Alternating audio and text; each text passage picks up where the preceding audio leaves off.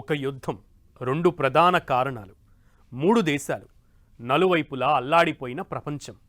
క్లుప్తంగా చెప్పాలంటే ఇది పశ్చిమాసియా యుద్ధం జరిగిన తీరు. ఈ వారకు ఎప్పుడు ఫుల్ స్టాప్ పడుతుందా అని ప్రపంచం ఒళ్ళంతా కళ్ళు చేసుకుని మరీ ఎదురు చూసింది. ఎట్టకేలకు ఇప్పుడు ఎండ్ కార్డ్ పడింది. అమెరికా ఇరాన్ మధ్య శాంతి ఒప్పందం కుదిరింది. హర్మూజ్ గేట్లు ఓపెన్ కాబోతున్నాయి. 14 పాయింట్ల ముసాయిదాకు రెండు దేశాలు ఓకే చెప్పేశాయి. ఇంతకీ ఈ ఒప్పందంలో ఏముంది? ఇకపై అంతా కూలేనా?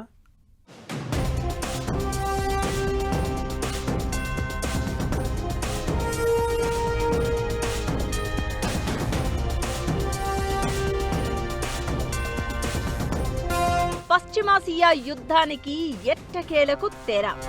అమెరికా ఇరాన్ మధ్య శాంతి ఒప్పందం, 14 పాయింట్ల ముసాయిదాకు గ్రీన్ సిగ్నల్. యుఎస్ ఇరాన్ శాంతి ఒప్పందంలో ఏముంది? యుద్ధం ఆగినట్లేనా? ఏదైనా ట్విస్ట్ ఉందా? శాంతి ఒప్పందంలోని 14 పాయింట్లు ఏంటి? పశ్చిమాసియా యుద్ధ మంటల్లో ప్రపంచమంతా రగిలిపోయింది. హర్ముజ్ క్లోజ్ అయి క్రూడ్ ఆయిల్ రవాణా నిలిచిపోయి చాలా దేశాల్లో చమురు సంక్షోభం కనిపించింది. మరికొన్ని దేశాలు ఆర్థిక మాంద్యంలోకి వెళ్లిపోయాయి. 100 రోజులు దాటిన యుద్ధం ఇంకెన్నాళ్లు? ఇలానే కంటిన్యూ అయితే పరిస్థితి ఏంటి? భవిష్యత్తు ఎంత భయంకరంగా ఉండబోతోందనే ఆందోళనలు కనిపించిన వేళ అమెరికా ఇరాన్ యుద్ధానికి ఫుల్ స్టాప్ పడడంతో ప్రపంచమంతా ఇప్పుడు గట్టిగా ఊపిరి పీల్చుకుంటోంది. రెండు దేశాల మధ్య చరిత్రాత్మక శాంతి ఒప్పందం కుదిరింది. దాదాపు 100 రోజులకు మించి పశ్చిమాసియా ప్రాంతంలో యుద్ధ వాతావరణాన్ని సృష్టించి ప్రపంచవ్యాప్తంగా ఆందోళన కలిగించిన పరిణామాలకు ఒక్క డీల్తో చెక్ పడింది. ఇరాన్తో శాంతి ఒప్పందం కుదిరినట్లు ట్రంప్ అధికారికంగా ప్రకటించారు. అంతర్జాతీయ చమురు రవాణాకు అత్యంత కీలకమైన హర్ముజ్ జలసంధి ఇకపై ఎలాంటి టారిఫ్లు లేకుండా స్వేచ్ఛా రవాణా కోసం ఓపెన్ అయి ఉంటుందని అన్నారు. ఇరాన్ ఓడరేవులపై విధించిన దిగ్బంధనాన్ని, అమెరికా నావికాదళ ఆంక్షలను వెంటనే ఎత్తివేయాలని తన సైన్యాన్ని ఆదేశించారు ట్రంప్. ప్రపంచంలోని నౌకలారా, మీ ఇంజన్లను స్టార్ట్ చేయండి, హర్ముజ్ జలసంధి నుంచి చమురును తరలించండి అంటూ తన ట్రూత్ సోషల్ ఖాతాలో రాసుకొచ్చారు ట్రంప్. శాంతి ఒప్పందం విజయవంతం కావడానికి సహకరించిన ప్రతి ఒక్కరికి ఆయన ధన్యవాదాలు తెలిపారు.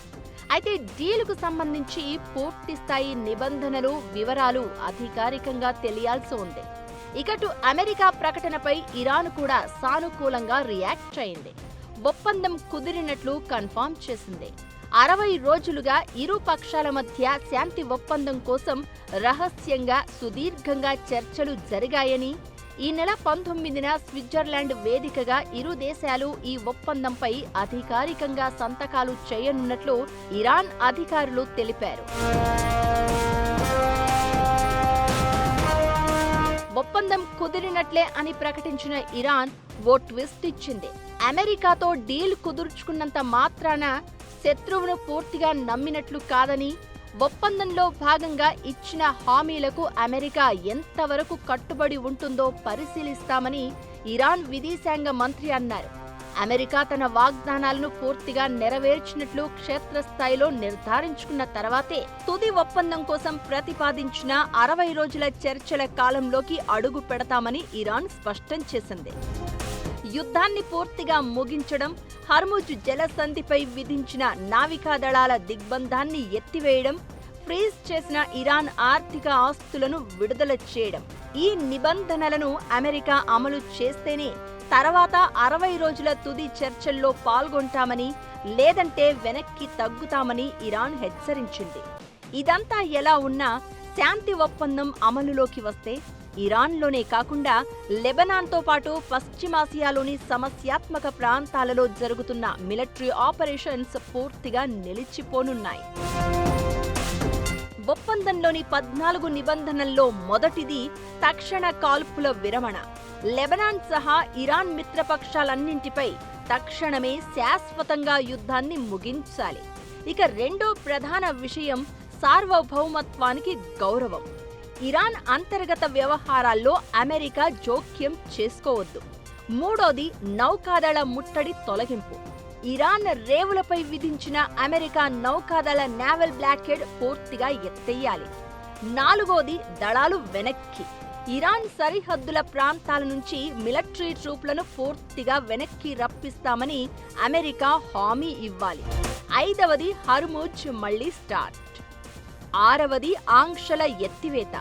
ఇరాన్ చమురు, పెట్రోకెమికల్ విక్రయాలపై ఆంక్షలు సస్పెండ్ చేయాలి. ఏడోది 25 లక్షల కోట్ల పునర్నిర్మాణ ప్యాకేజీ.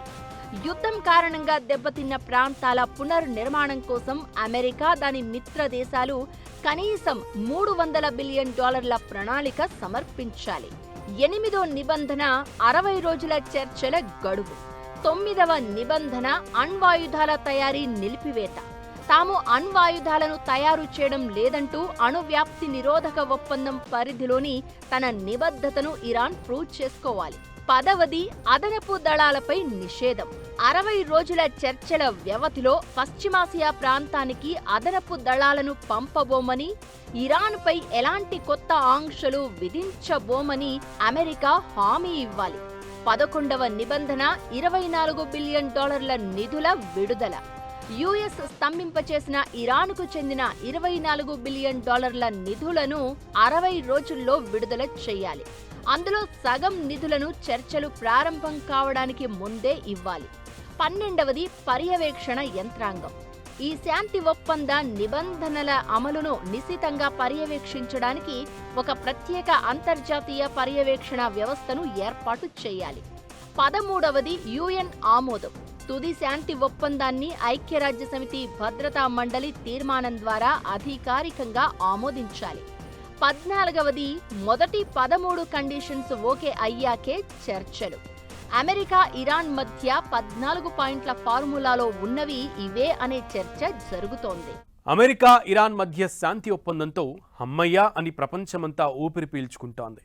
ఇరాన్ను గుప్పెట్లో పెట్టుకోవాలని అమెరికా మొదలుపెట్టిన యుద్ధం ప్రపంచాన్ని అల్లకల్లోలం చేసింది. అయితే ఇరాన్ పోరాట పటిమతో అమెరికానే వెనక్కి తగ్గిన పరిస్థితి. అసలు ఈ యుద్ధం ఎలా సాగింది? అగ్రరాజ్యం దూకుడుకు ఇరాన్ ఎలా బ్రేక్ వేసింది? అమెరికా దాడుల్లో ఇరాన్ కోల్పోయింది ఏంటి? ఎవరిని? అమెరికాతో యుద్ధంలో ఇరాన్ తగ్గేదేలే. అద్భుత పోరాట పటిమ చూపిన ఇరాన్. అలీ ఖమేనీ నుంచి ఐఆర్జీసీ లీడర్ల వరకు వార్లో కీలక నేతలను కోల్పోయిన ఇరాన్. అయినా అద్భుత వ్యూహాలతో యుఎస్కు చుక్కలు. అగ్రరాజ్యానికి ఇరాన్ ఎలా బ్రేకులేసింది? చూసి ప్రత్యర్థి బలంపై కొట్టడం వేరు, బలహీనతలపై గురి పెట్టడం వేరు. అమెరికాతో యుద్ధంలో ఇరాన్ చేసింది అదే. అగ్రరాజ్య బలాన్ని కొట్టడం కష్టం అని తెలుసు. అందుకే బలహీనతలతో ఆడుకుంది.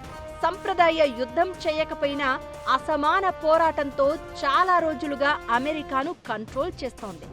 సైనికంగా వీక్గా ఉన్న ప్రాక్సీలు, డ్రోన్లు, క్షిపణులు, సముద్రపు స్పార్మ్ దాడులు, సైబర్ అటాక్ లాంటి వ్యూహాలతో అమెరికా ఇజ్రాయెల్ను ఇరాన్ ఇబ్బంది పెట్టింది.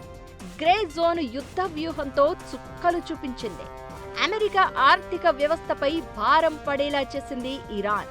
షాహెద్ 136 లాంటి చౌకైన డ్రోన్లు, మిజైల్స్ ఉపయోగించి ఖరీదైన అమెరికా డిఫెన్స్ సిస్టమ్స్ టార్గెట్ చేసింది. అతి తక్కువ ఖర్చుతో తయారైన డ్రోన్లను అడ్డుకోవడానికి అమెరికా భారీగా ఖర్చు చేయాల్సి వచ్చింది. అది కూడా అగ్రరాజ్యం వెనక్కి తగ్గేలా చేసింది. ఆపరేషన్ ఎపిక్ ఫ్యూరీ పేరుతో అమెరికా దాడులు చేపట్టిన మొదటి రోజే ఇరాన్కు భారీ షాక్ తగిలింది. ఆ దేశ supreme leader Ayatollah Ali Khamenei చనిపోయారు. అయినా సరే ఇరాన్ ఎక్కడా తగ్గినట్లు కనిపించలేదు. ఫిబ్రవరి 28న అమెరికా వైమానిక దాడులు చేయగా మొదటి గంటలోనే ఖమేనీ చనిపోయాడు. ఈ అటాక్ లో ఆయన కోడలు, కూతురు, మనవడు కూడా చనిపోయారని నివేదికలు చెప్తున్నాయి. అయితే గాయాలతో బయటపడ్డ అలీ ఖమేనీ కుమారుడు ముజ్తబా ఖమేనీ ఆ తర్వాత కొత్త సుప్రీం లీడర్గా బాధ్యతలు చేపట్టాడు. ఇకటు అలీ ఖమేనీ అంత్యక్రియలు కూడా ఇప్పటి వరకు జరగలేదు. జూలై 9న అంతిమ సంస్కారాలు నిర్వహించబోతున్నారు. ఆ తర్వాత అలీ లారిజానీ మరణంతో ఇరాన్కు మరో షాక్ తగిలింది. మత గురువు కాకపోయినా ఇస్లామిక్ రిపబ్లిక్ వ్యవస్థలో ఆయన కీలక నాయకుడిగా ఉన్నారు. మార్చి 17న టెహ్రాన్లో జరిగిన ఇజ్రాయెల్ వైమానిక దాడిలో లారిజానితో పాటు ఆయన కుటుంబ సభ్యులు కూడా చనిపోయారు. రాజకీయ నేతలే కాదు, ఐఆర్జీసీ కీలక నాయకులను కూడా కోల్పోయింది ఇరాన్. రెవల్యూషనరీ గార్డ్స్ చీఫ్ గా పనిచేసిన మహ్మద్ పాక్పూర్ కూడా యుద్ధం మొదలైన మొదటి రోజే చనిపోయాడు. ఇక 2018 నుంచి ఐఆర్జీసీ నౌకాదళ అధిపతిగా పనిచేసిన అలీరెజా టాంగిసిరిని కూడా ఇరాన్ కోల్పోయింది. హర్ముజ్ మీద ఇరాన్ ఈ రేంజ్ లో పట్టు సాధించడం వెనుక ఆయనదే కీలక పాత్ర. వీళ్లతో పాటు సాయుధ దళాల్లో కీలకంగా ఉన్న అలీ షంఖానీ, ఇరాన్ ఇంటెలిజెన్స్ మంత్రి ఇస్మాయిల్ ఖతీబ్, రక్షణ మంత్రి అజీజ్ నరీస్ జాదేహ్, బసీజ్ సంస్థ అధినేత గులాం రెజా సొలేమానీ, ఐఆర్జీసీ అధికార ప్రతినిధి అలీ మహ్మద్ నైనీ, ఇరాన్ సాయుధ దళాల ప్రధాన అధికారి మౌసవి, ప్రభుత్వంలో సైన్యంలో కీలకంగా ఉన్న నేతలను ఒక్కొక్కరిగా కోల్పోతున్నా ఇరాన్ ఎక్కడా వెనక్కి తగ్గినట్లు కనిపించలేదు. అమెరికాపై యుద్ధం కొనసాగిస్తూనే వచ్చింది. అద్భుతమైన పోరాట పటిమను చూపించింది. అలీ ఖమేనీ నుంచి ఐఆర్జీసీ నేతల వరకు చాలా మంది నాయకులను కోల్పోయినా ఇరాన్లో ఎక్కడా ఆ దూకుడు తగ్గినట్లు కనిపించలేదు. వేగంగా కొత్త లీడర్లను నియమించుకుని యుద్ధాన్ని కొనసాగించింది. నిజానికి వెనుజువేలాలో మదురో అరెస్ట్ తర్వాత ఇరాన్ విషయంలోనూ అలాంటి లెక్కలే వేసింది అమెరికా. మహా అయితే వారం రోజుల్లో ఇరాన్ను గుప్పిట్లోకి తీసుకోవచ్చని అంచనా వేసింది. అయితే ఇరాన్ మాత్రం చుక్కలు చూపించడం స్టార్ట్ చేసింది. అమెరికా బలాన్ని కొట్టడం అసాధ్యం. అందుకే బలహీనతలతో ఆడుకుంది. నిజానికి ఇరాన్ లక్ష్యం యుద్ధంలో నేరుగా గెలవడం కాదు, ఎదురు దాడి చేసి ఖర్చు పెంచి రాజకీయంగా అమెరికా మీద ఒత్తిడి తీసుకురావడం. ఈ విషయంలో ఇరాన్ సూపర్ సక్సెస్ అయింది. ఇప్పుడు అమెరికానే ఓ మెట్టు దిగి శాంతి ఒప్పందానికి ముందుకు వచ్చేలా చేసింది. డీల్ విషయంలో అటు ఇటు అన్నట్లుగా సీన్ కనిపించినా ఎట్టకేలకు ఒప్పందం కుదిరింది. ప్రపంచం రిలాక్స్ అవుతోంది.